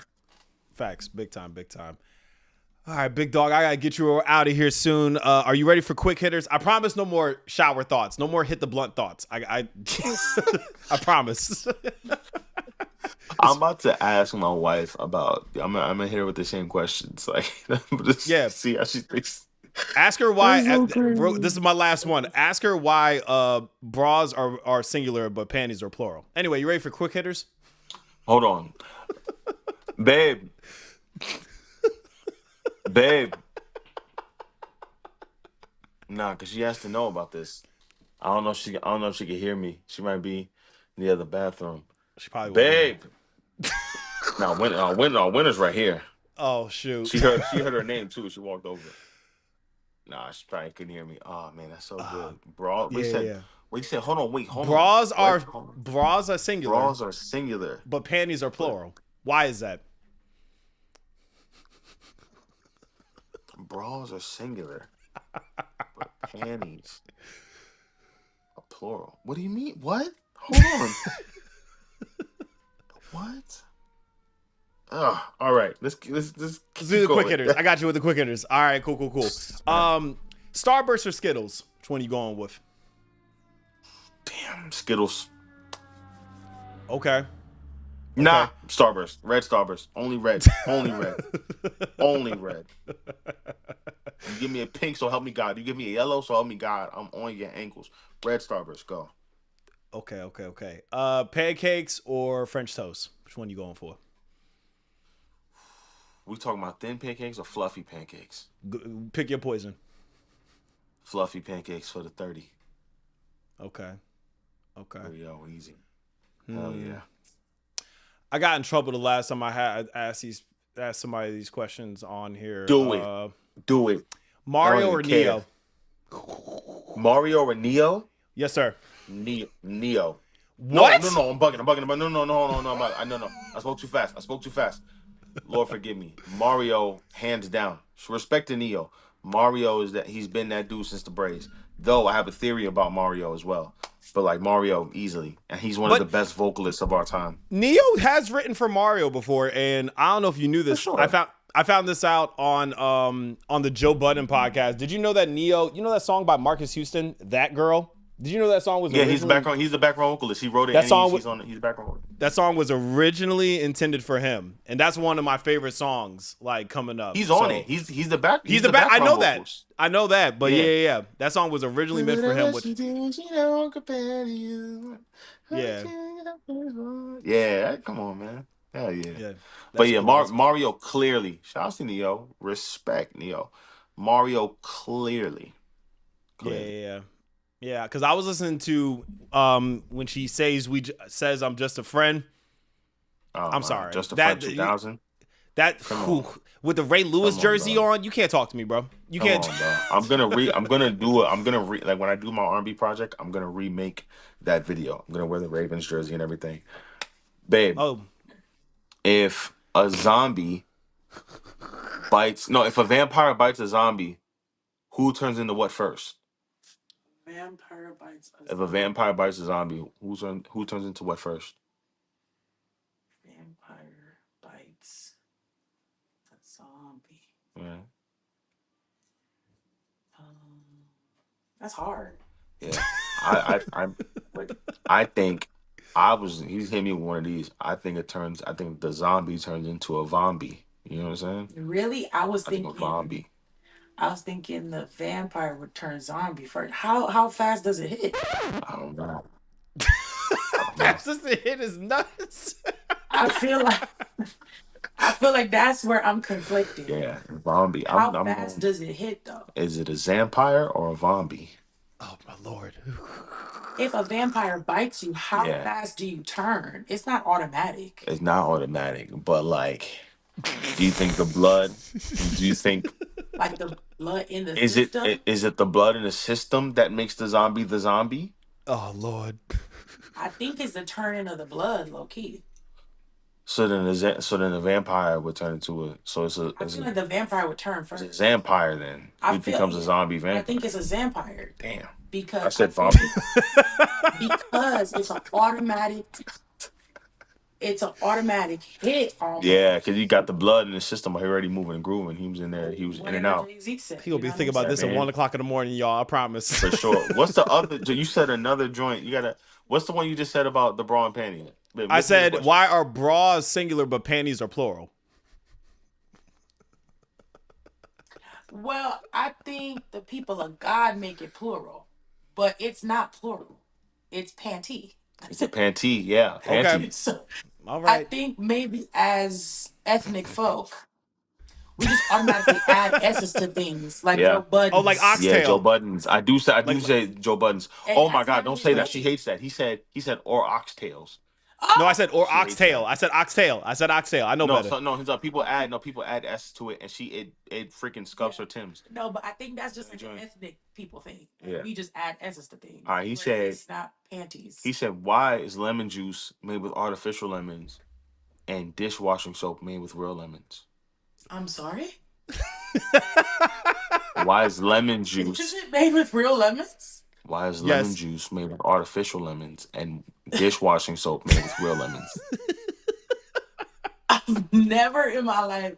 These are very thought-provoking questions. That's crazy. Yes. Shout out to Moko. He started this off. He started the whole thing off with this, and I'm like, what?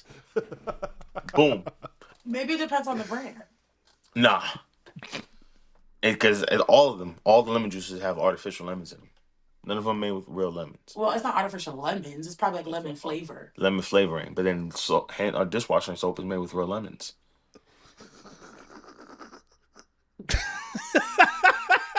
That's different. Lemon dishwash soap is made with real lemons. Every Yeah. single batch. Yeah.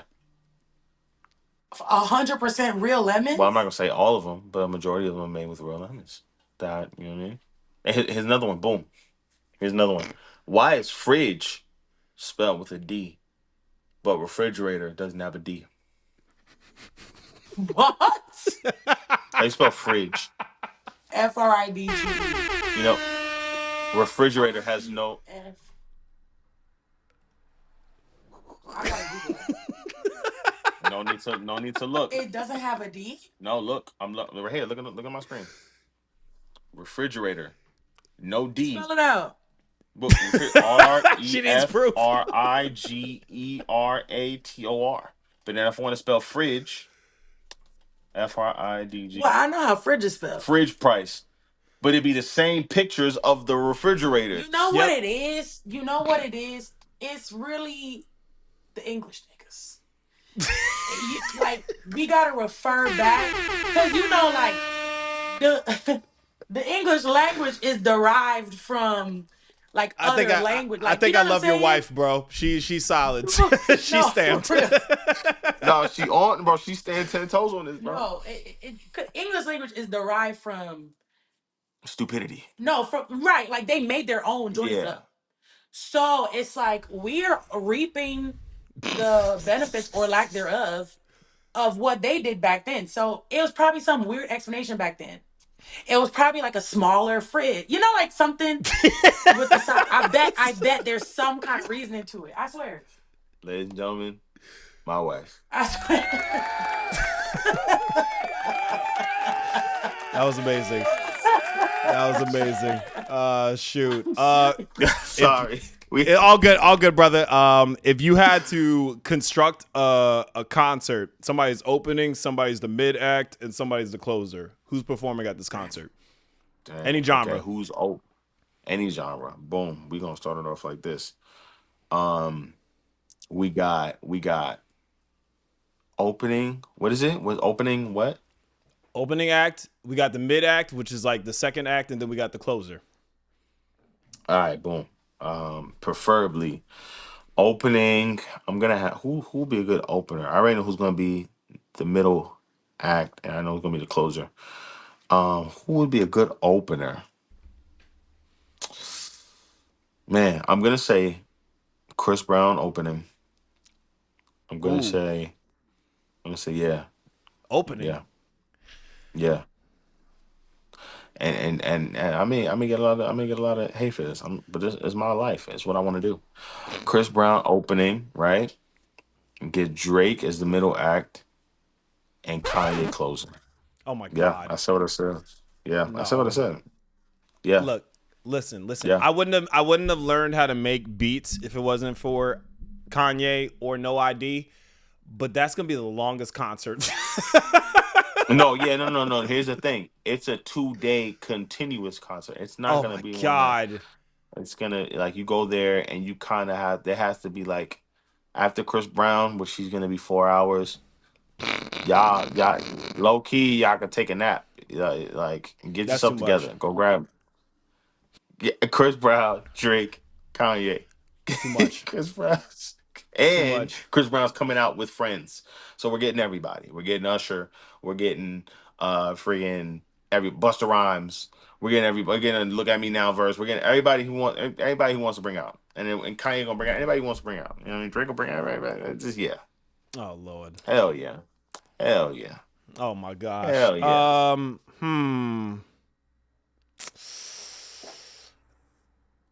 How do I want to go with this? Okay. Let's do it. Alicia Keys or Missy Elliott? Missy Elliott. I wouldn't even at least you were a good man of God. Like, because I had somebody say Alicia Keys. I was like, you are smoking. Whoever said that, there's no art. There's no art. I love Alicia Keys. But I was just talking to my wife about this. Missy Elliott is one of the most innovative, one of the most creative artists we have in music, let alone in the female space of anything musical. Like, bro, forget artistry, gender, just her as a songwriter, fam. Bro, she's she can rap, she could sing, she could songwrite, she can do it all, bro. And in her visuals, her hits, she shan't be denied. She shan't. Like, it's not gonna happen. You wouldn't have a Sierra. You wouldn't have a Jasmine Sullivan. You wouldn't have a Keisha Cole. Wouldn't. Nah, and then just like how I said you got sons out here, Missy got some sons out here, fam. Now, let's even push this further, right? Let's even push this further. We wouldn't have Timbaland to the effect that we had. That's true. That's true. You I was wouldn't just telling somebody have that. a genuine to the effect that we had, because that was a click. Yeah. You think, come on, brother. You wouldn't have an Aaliyah without her being that That a big vital facts. piece. And come on, man, we're not going to. And if you don't have Aaliyah, you don't have a lot of these young, because they all modeled after Aaliyah. If you don't have Timbaland to the effect that you had Timbaland, especially that duo of Tim and Missy, you don't Yeah. have producers like Kanye who are inspired. But you don't have it. It doesn't happen. You ever heard of You know what Nicole I'm saying? Buss? You ever heard of Nicole Buss by Yes. chance? Yeah, you wouldn't have a Nicole You Buss without a wouldn't, Missy. bro. You wouldn't, bro. You wouldn't. It's not gonna happen. Babe. Did she catch it? I'm gonna throw some questions at you. Oh Lord. Starburst or Skittles? Go. Skittles. Skittles? Yeah. Okay. Mario or Neo? Who? Mario or Neo? Did she say who? What is that? Mario Oh, singing. or Neo? Mario for sure. And hits, everything, all together. Oh, hits too. Overall, Mario or Neo? Hits too. Everything. Somebody just texted me. Don't forget he Hits wrote too? Irreplaceable. Neo wrote Irreplaceable. Neo did write Irreplaceable. Hits. Yeah, everything. Just Mario in existence, That's everything. tough. Or 'Cause Neo, Mario seems everything. light years better, but if I'm thinking hits, I gotta go Neo. I'm so sorry. Hits, she's not And wrong. That hurts me. She's not. But Sonically, I just rather throw on Mario. yeah. I don't know. I'm listening to more Mario than Neo. That's what I'm saying. Okay. Are we not? Do we? Yes, but like, How Do I Breathe? yeah, Just but a Friend? Neo has some great songs. How Could You? Yeah, but check he out has some great the songs. album. Braid My Hair? A sleeper album. Glad You Came is a sleeper Glad album. You Came. I don't know what that is. Listen to matter of fact, I got you real quick. Y'all might have a son off of this. Listen to Questions by Mario. I got y'all. I got y'all. Try to assist. All right. Pancakes or pancakes or French toast? Pancakes. Okay. For sure. All right. Opener, mid-card, closer for a concert. Anybody in the world. Any genre. All right. Off rip. Off rip. Opener. CC Winans. Glory. Middle.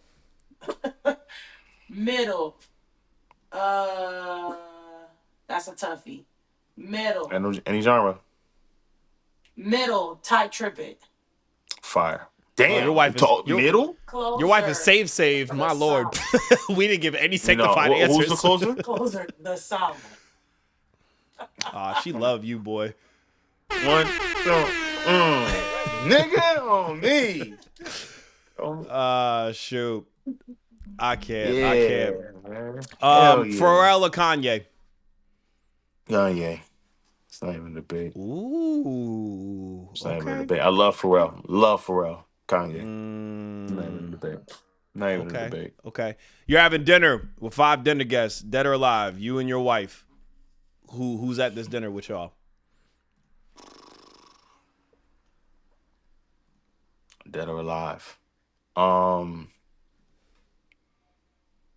want to sit down with Jesus. Got to be there. Come on, Jesus. Come on. And he's alive. But he lives in you though. He lives. No, that's what I'm saying though. And you said dead or alive. And God's not dead. He's what? He's alive. So I'm gonna go Jesus. I'm going Jesus first. Jesus, he gotta be there, right? And I gotta be around people. I'm gonna have my wife, Jesus. Let's throw my mom in there, right? She's not dead. I just want her there. I just want her at the table. You gotta get a high seat. Gotta get a high chair for my daughter, right? She could be there too. That's y'all family, man. She doesn't count. Okay, all right, cool. Okay, Yeah. cool. So Jesus, my mom. I feel like Kanye wouldn't be a great guest. I feel like I don't think love his so. music. And I love that man. Yeah, I don't want to have dinner with Kanye. Yeah. You know what? Just for the sake of having a great guest, I'm gonna say Will Ferrell. I think Will Ferrell will be hilarious at the table. I love Will Ferrell, bro. I rock with Will Ferrell. Let's go, Will Ferrell. Let's go. So I have 2 more left. Yeah. right? I have two more left. Mm-hmm. I'm gonna go with Beyonce because my wife loves Beyonce, and you ain't gonna have girl talk about stuff, you know. And um, this one's gonna be a little more of a selfless choice. I'm gonna go with Miss Rachel because my daughter loves Miss Rachel. Okay. Boom. So everybody has somebody they can talk to. Everybody has somebody they can ride with. My mom got That's what's Beyonce. up. That's actually You really got dope. Yeah. everybody has somebody, and then we all got each other. But then we all got people we can break out in the conversations. Yeah, I'm gonna go there. Oh man, Okay. Dave Chappelle. You know what? I'm sorry. I love you, Will. Take out, Will. Put Dave Chappelle, gang. Put Dave Chappelle, bro. Hell yeah. That'd be funny. Put Dave Chappelle. Put Dave Chappelle and Cat Williams, bro. Oh Lord. That's Hell a funny yeah. one. Hell yeah. I who are mine again? I think mine are Maya Angelou, Nipsey Hussle, Eddie Griffin. Who is it?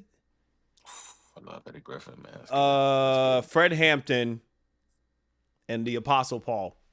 I don't know why. I just feel like that would be an interesting conversation. Yeah, that's a bunch of real niggas. But then we got Maya Angelou. We got Auntie at the table. So it's like, Yeah, she gonna regulate the conversation. She gonna make sure we don't get too rowdy. But like, you got some real niggas there. Let's see. This is not a quick hitter, but this is up. When are we getting the TNT Tuesdays and Thursdays back? What's going on with the TNT? So you know what's crazy about that, right? I just spoke to Futuristic. If you're familiar with Futuristic. Of course I am. Come on now. Awesome. So like he had just hit me up about that a few days ago. So we are actually going to be bringing that back in September. So like right now, you're getting the exclusive because we haven't even started the full on rollout for it yet. Haven't even started the full on rollout, but like he's been kind of walking me through the new system and how he's on the board at Nero, right? If I'm not mistaken. Yeah. He called me personally on behalf of Nero and was like, "Yo, listen, bro, like, the team at Nero was like watching a lot of their people or personalities that are using the platform." He was like, "Yo, I have a personal connection with this guy Saga." And they were like, "Yeah, like he, the TNT stuff was doing well. Like Nero had followed me and everything." And they were like, "Yo, we would definitely love for him to figure out how we can get that. What does he need help with?" So me and him had been like, if you need a live stream technician, this is what I do. Let me know. I got you. Yeah. So like, yeah, bro. And it was like, he was asking me, like, even Futuristic was asking me like, "Bro, what do you need?" I'm like, "Bro, I haven't dove into it for so long. I had to navigate through Nero again and figure it out." So that's what I've been doing these past couple of days. And yeah, we're looking at like a return mid-September after I fully move. Um, Yeah, bro. And I think what I'm excited about, which I can't say too much about it now, but I can't say online, but like they've allowed more features to make things a little bit more intentional and kind of like break out into different brackets and things. So like I'm actually like really excited about that. Okay. Yeah. Yeah. My bad for getting sick, by the way. I was still supposed to get your feature verse, but then I started dying. I told you. Because I got that message from your people's like, "Look, we got this week." And I was like, "But wait, hold on." No. It's all good.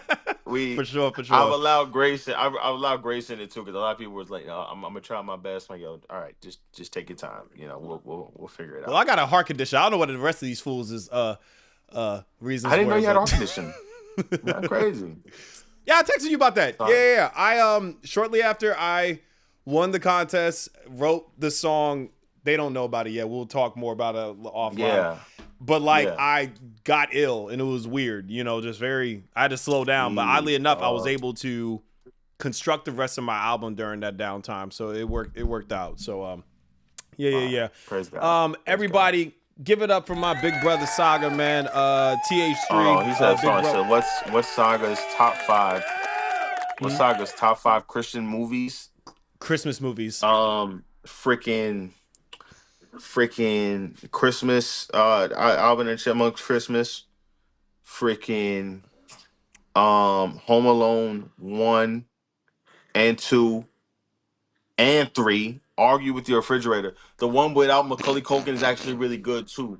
Stop sleeping on him because he's not Macaulay Culkin. He's actually really good. It was a good movie.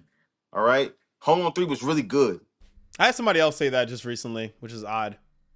There's a few, man. Honestly, I love This Christmas with Chris Brown and Lauren London. That's a classic. And Idris Elba. I just It's rewatched such that, a good movie, and it's bro. not even Christmas. I rewatched it just because of the cast, man. Really good. You know what I'm saying? It's so freaking good.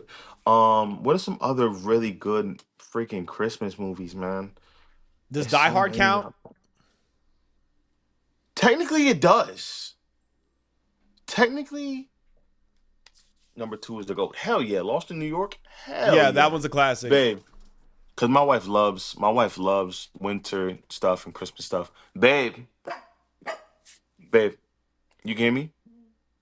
Off the top of your head, top 5 Christmas movies. Oh, I'm Oh, terrible at that. what are Wow. your favorite Christmas movies then? Uh, Because she loves Christmas. um, She loves a Christmas um, holiday. How the Grinch Stole Christmas. How the That's Grinch Stole classic. Christmas is fire too. Now everybody gonna say Home Alone. I'm not a big Home Alone girl. I love Home Alone. Wow. I'm not super into Home Alone. I've always found it to be quite boring. Damn, she loves boring. How the Grinch Stole Christmas is fire. Polar Express. Ooh, Polar Express is probably my top 2 favorite Christmas movies. The feeling of Polar Express, the music of it. That's nice. She's it big just on Christmas puts music. you in that mood. I'm not mad at that. You know what I'm saying? Polar Express, actually, that's kind of crazy too, man. I don't know. I'm not good at Christmas movies, but my top 2 for sure. What about the night? What is that? The Night Before Christmas? Don't you like that movie? Nightmare Before Christmas. Nightmare Before That's Christmas. cool. Nightmare Before Christmas. I'm not Does really a that big Nightmare count as Before a Christmas girl. Christmas movie? Though? Technically, It's like Halloween. it's like it feels very Christmassy.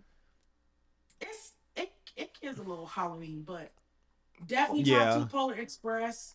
But you can rock the aesthetic in October and as well as December, so it kind of works out. You know what I'm saying? It's the aesthetic that kind of that's where the lines get blurred. Yeah. But yeah, okay. So I'm gonna say that. I'm gonna say the Alvin and Chipmunks movie. I'm gonna say all 3 Home Alones. I'm gonna say This Christmas. Man, shoot, bro. What's some other like Die Hard? Definitely has to be one. I was thinking more like very homey, very like family Yeah. oriented, but Die Hard can count too. I ain't Elf. gonna lie. What about Elf? Elf, freaking Elf, bro. Elf is a classic, boy. Freaking Elf. Bad I can watch Santa. Elf any time of the year, bro. I can watch Elf anytime.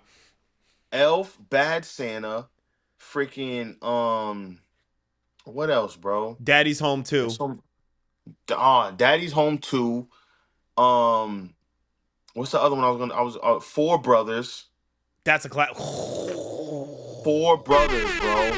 Yo, can I just say the winter that we had to deal with was the same stuff that Victor Sweet got dropped in. That's how cold this winter was. Like, that's fam. I felt like I was the snow that we dealt with this year on the East Coast was the same snow that them niggas dealt with in 4 Brothers. That same ice that movie Victor is so Sweet. good. I was just telling my wife, I don't think she ever saw 4 Brothers. I remember there was a clip I told her about with Victor Sweet before he fights Mark Wahlberg in the snow. And he's like, let's hurry this up. I got a hot piece of Puerto Rican waiting for me. And that joint is so, that'd be so weird. I had a hot piece of Puerto Rican waiting for me right now. Shoot. That's funny, boy. No, 4 Brothers is so good, bro. Yeah, I'm that's gonna a say 4 classic. Brothers has to be in the mix. Hell yeah. I'm sorry. Great question in the comments too. That was a great question. That was fire. Yeah. Shout That out was to my fire. brother Trey, man. That was somebody texted me. Where'd you get that shirt from? Burlington. Of course I did. Come on now. Come on, Burlington. I thought it was- Burlington is a cheat code. People Yes. sleep on Burlington. Yes. I've seen some great shirts in there. I've seen some fire sneakers, and also I haven't tried it personally, but I've seen people like say that like Burlington has they're like the I got these from cologne Burlington. connect. Those is fire. How much you These pay are for those? I think like 60. That's insane. And I wear a size 12. Sleep These on are a that. size 13 too. So keep that in mind. You're a 13? Yeah, yes, sir. I'm 6'3", bro. Like You're 6'3"? yeah, don't let the camera angles fool you. Like it's yeah, you know. I thought You were know shorter you than know that. Ruslan's like 5'6", I think. Yeah, he's very short. I'm 5'11". Oh, you're Like, close enough. I didn't. Yeah, but like that's. Oh, first off, I don't like the way you said that. I mean, oh, yeah, keep going, little man. Yeah, hey, drink your milk, say your prayers. Like, yo, don't. Oh, It be you 6'3" niggas. It be you 6'3" niggas. Oh that my people be talking lord. about. That'd Look, be a man, problem, if anybody man. wants to see me and Saga actually argue, let's talk about Dominican food and Puerto Rican food. We will go First for of all, hours. don't do it. Don't do it. We'll start a whole nother podcast right now. Start a whole nother podcast right now. We just have better All right. pupusas. I'm sorry. Like I just, like Piss me off.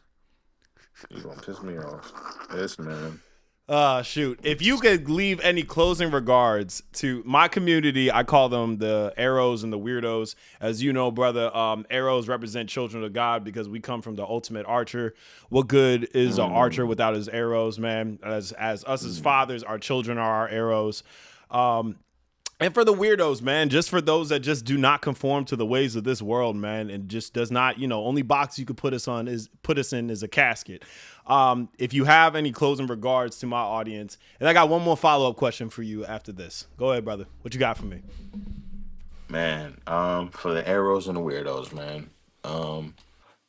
Your individuality is your weapon, man. Like who you are, how God has set you apart, what you're called to do is your strong suit. It's what God has made you for. Embrace it, even if it looks weird. Embrace it, even if you feel like nobody around you has done it. I'm a result of doing something that looked weird. Like I couldn't imagine battle rapping as a believer. I couldn't imagine the impact behind it. I looked at it like something so foreign, something so different, but God was already building something in me that was allowing me to stand out. I realized very young, and I realized even as I stepped into my calling that I lived a particular life because I was called to be set apart. So with us being set apart, embrace your weird, embrace your unique, embrace your strong suits that even make things a bit different for you. Because ultimately, God is doing something in that can't be done through anybody else around you but through you. So embrace that weirdness, embrace the individuality, embrace who God is setting you apart to be, because that is what's going to make a difference in everybody else's life around you. For sure. For sure. And my Hell yeah. last question on the Kid Casper podcast is, if there's anybody you would like to see as a guest on this show, who would it be? But your answer's got to be somebody you can get on here. And since you've been ducking me for 3 years, can I just say the only reason I was supposed to, I'm about to poo-poo on you real quick, because this man has owed me IG Live since 2018, and I was like, he was doing the sales on these shirts. He was like, listen, if you buy a shirt this weekend, I will get on IG Live with you for 30 minutes. I have been waiting how many years? I have been waiting 8 years. But I've only had a podcast. I've only been running a podcast for 3. So you have to give me 3 people you would like to see on the Kid Casper podcast. Plus your answers got to be somebody you can get on here. Let's get it. 3 people Yes. I can get on here. And I'm already working I'll on say- that boy from Dallas and as well as Kansas City. So you can't use those. Okay. No, I wouldn't use them. I wouldn't use them. I would say DNA. Right. I would say I'll Be Back. I'll Be Back is I don't know if you're familiar with I'll Be, or if you know. Oh yeah, he was one of the judges on it was like towards the end of the year Yes. during the TNT Tuesdays. Yeah. Yeah, remember. man. Yeah, his history within music and acting and what he's accomplished is incredible. So I'll say DNA. I'll say I'll Be Back. And who's somebody who's somebody crazy? Who's somebody don't? I'll say Leo Rush. We're from the same state, bruh. I've never Facts. actually met him in person, but I've been Right. to a couple of like MCW shows right down in he'll know this. I've been to MCW shows, Maryland Championship Wrestling, down in Yeah. Joppatown. I have yet to actually meet him in person. That would be solid. Y'all make some good music together Yeah. too, matter of fact. Yeah, man, we got some stuff. And it's crazy because we had a whole project that never dropped. Like we had like 5, 6 songs done. I ended What up the like hell? Why? so you know what it We'll talk is? offline. Like, We'll talk offline. I got you. yeah, no, yeah. Wait, so Gene says him. He says me. So Gene That's my says, niece. That's my niece in the comments. Yeah. what's your niece? Yes, Is it yes. Gene or John? Jean, like Jean Grey, like from Okay, X-Men. Gene. I'm Yeah. sorry, Gene. I didn't mean to call you he. Hi, how are you? Hope all is well. Sorry, that was a guy. But yeah, I think Leo, DNA, and Albie, those would be fire. You know what I'm saying? Okay. And like, Leo has a whole experience there with battle rap and music and wrestling and so much you could dive into for sure. He was actually supposed to do a battle at one point in time. There was actually talks. Really? There was actually talks of him stepping into a battle at one. It fell through because the guy who was doing it was just doing bad business. But I brought him. I brought everybody to the table, and it was supposed to happen. But yeah. Wow. Okay. That'll be especially Leo, man. Like I said, just been following his career for a minute. That'll be dope, bro. And the hometown kid too. That'll be all right, brother. Thank you, my brother, for coming through, man. I'm happy we were able to finally get this locked in. It was also fun. It was also, I enjoyed the misses engaging in this conversation. That was funny. He's got it. What's that? What are we looking at? Is that Jesus? Oh, that's you. Oh. All I saw was a large beard. I was like, either that's an Israelite or that's Jesus. One or the other. No. Close My enough. wife got this for me. This wife got it for me for my birthday. That's what's up, I'm man. I'm a Funko Pop guy. Okay. That's what's up, man. That is. is what's up. Thank you everybody for tuning in. I will be back tomorrow, as well as y'all will see me on I got podcasts all week, man. Thank you guys for tuning in. Always remember, you are beautiful, blessed, and beloved. Raisins still don't go. Hold on real quick. Let me zoom in real quick because people don't understand the gravity of raisins still don't go on potato salad. That's a did fact. you know? Yo, no facts. Let me ask you something, big bro. Did you know that I met a sister that puts walnuts in potato salad? Does she walk with the Lord? Not only does she walk with the Lord, she looks like us. Man. Has she gotten her 23andMe results back? Are we sure that she's fully, I don't know. There's something there that's not clicking. I don't know. Just like, Something there not her clicking. DNA, just like that. Walnuts and what again? Walnuts and what? Walnuts and potato salad. Sorry. Yes. Oh, sounds like it's supposed to make sense. Yes. That sounds like somebody that doesn't have any food in the fridge and they're trying to get creative. Like, but the walnuts. Let's put the walnuts. Yeah, let's try it out. Like, no. Yeah. Mind you, I'll do celery, because celery with a little bit of crunch, that's fine. But walnuts is a stretch. My man. That's too. What is that? I beg your pardon? I don't like any of that, man. We gotta pray for her. Lord, lift her up. Nah. Expand her taste buds to do the right thing, Lord, because Yes. I don't know what that is. That's Yes. not. That's not of you. Yes. That's. We rebuke the spirit of confusion right now. That's heavy on her heart and her taste buds, God. Right now, Not big remove facts. it. Big facts. Golly. Yes. Raisins don't go on potato salad. All good. Raisins don't go on potato salad. And Jesus wasn't white. Do me a favor, everyone. Have a good night. Let's get it.